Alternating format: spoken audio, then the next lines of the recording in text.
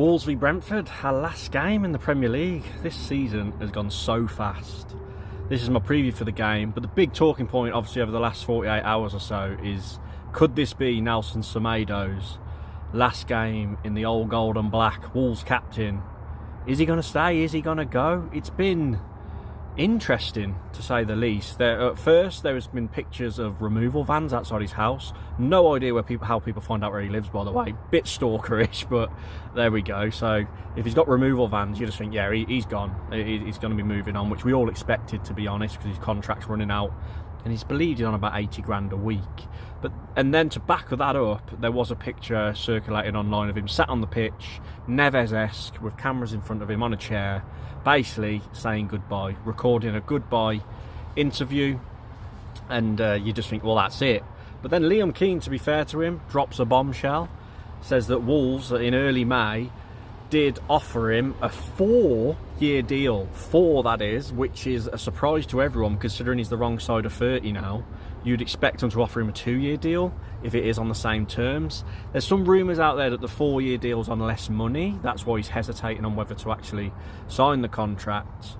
But I want him to stay, I do. I think we'll miss Semedo immensely if he is to leave. Club captain, as I've said, and he's been brilliant the second half of this season since he's took up the captaincy, and he's so consistent, he is, and he's very good defensively. And we missed him against Palace, didn't we? It was evident that we missed him, especially defensively. But I think he'll go. I think I don't know, the 4-year deal's weird. Some people are saying it's a PR move from the club, to pretending they offered him a 4-year deal and get an Express star to run the story. But if all the evidence is to be looked at, I believe he will be moving on. So hopefully he gets a really good reception in this Brentford game on Sunday. Obviously old boy Nathan Collins will be there as well. It'll be interesting to see how he gets on. Obviously scored, didn't he, in the last time we played him. He scored the opening goal. But I'll get to our head-to-head history in a minute. But Vitor Pereira did his press conference today. He was asked whether he knows anything about people who are leaving, and he said no, he doesn't know.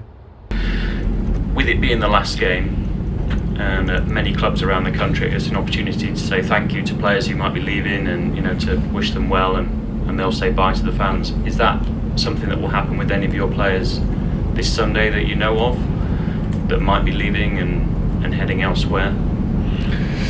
To be honest, I don't know the players that will leave. I don't know. So yeah, Vitor Pereira's in the dark. I'm sure the Hobbs and She and that will sit down with him and let him know more on Cunha, Semedo, Sarabia, Ait-Nouri, Hwang, Guedes, the list goes on and on, Fabio Silva. I'm sure he'll be in the loop of who is staying and who is going, so they can get the recruitment sorted sooner rather than later in the summer. So let's go on to the head-to-head history of this Wolves v Brentford. So in history, we've only played Brentford 7 times in the Premier League. We've won 3, there's been 1 draw, and they've won 3. They have won the last 2 Premier League games. The reverse fixture, 5-3, referred to it at the beginning of the video. Really bad day for Wolves under Gary O'Neill. That was the game where most people wanted Gary O'Neill to leave because our defensive frailties shone that day. Scored a few good goals. As I mentioned, Nathan Collins got the opening goal, but we got battered by a team we really shouldn't be getting battered against. They beat us 2-0 at Molineux towards the end of last season under Gary O'Neill as well. So yeah, their form's on their side. They've still got something to play for, haven't they? They've got the Conference League to play for. So again, similar to the Brighton game really. But I think it's so important that we pick up a positive result, because if we do finish 14th where we are now, we will get about £9 million more than if we finish 17th, for example, if results don't go our way. So huge game for that reason. So I just hope we get a positive result and hopefully get a win. It'll be tough, but I hope we do it. The only injury doubt Vitor Pereira revealed is actually Larsson. Can I ask for your team news ahead of the game? Have you got any new injuries? Larsson, we have doubts because we'll see tomorrow. He's trying. We'll see tomorrow how he's feeling, but we have doubts. Anyone else? No. Yeah, so with no Strand Larsson, he got his goal, didn't he, against Palace. 14 league goals this season with no penalties. Will Wolves finally get a penalty against Brentford? I don't know. But my starting 11, I'll go with... Who would you put in for Strand Larsson? I'd put Cunha for the middle.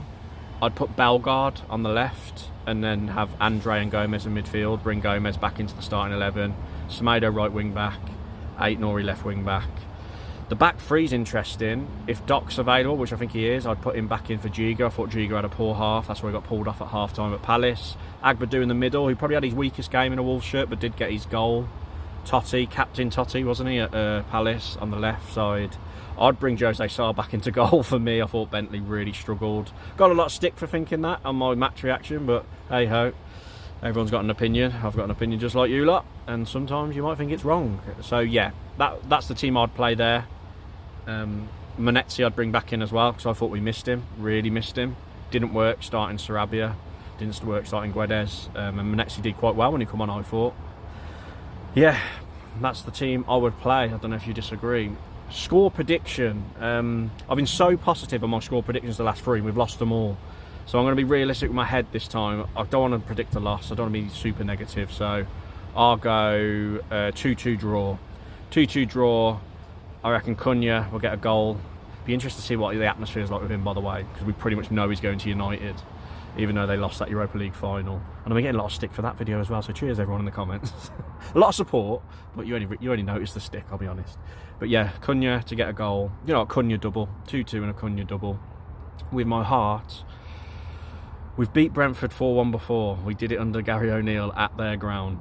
Wang Yi-Chan got a couple. So come on, for once, get my 4-1 bet in. Let's go Wolves 4, Brentford 1. It's ridiculous, but it's with my heart. And I'll go Cunha double again.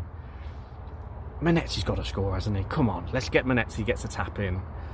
And then my player of the season, João Gomez, will get a goal as well. And just to top it off, Nathan Collins will get the Brentford goal. There we go. Probably won't happen, but interesting. But yeah, been a long, well, it has been a long season. It's been a weird season.